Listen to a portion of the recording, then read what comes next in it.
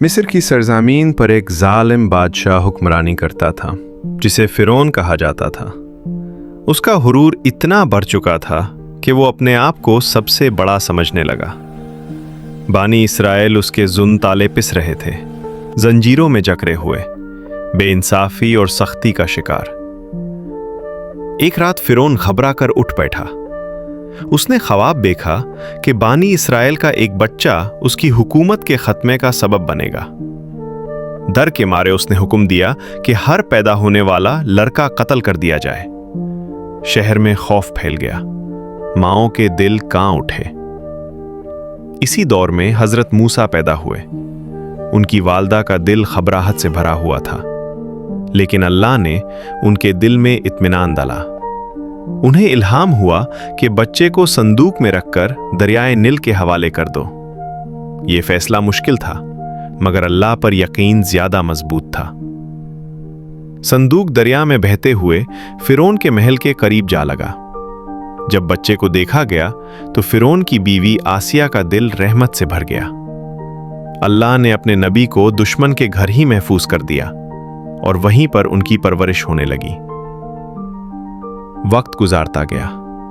जब मुकर्रर घड़ी आई तो तूर पहर पर अल्लाह ने हजरत मूसा से कलाम फरमाया। उन्हें नबूवत का शरफ अता हुआ।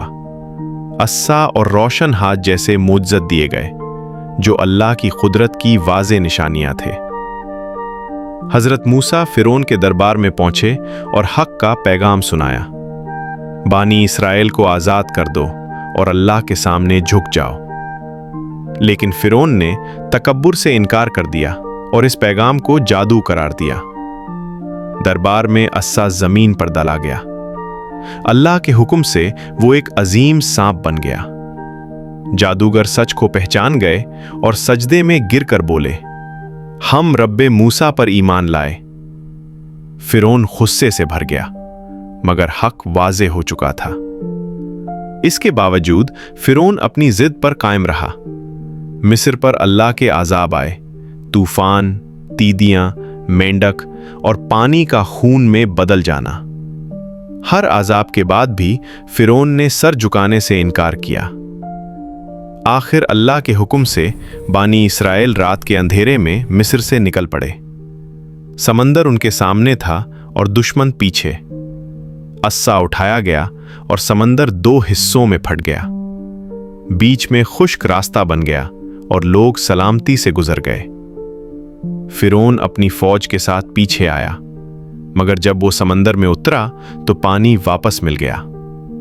जुल्म और तकब्बुर अपने अंजाम को पहुंच चुके थे।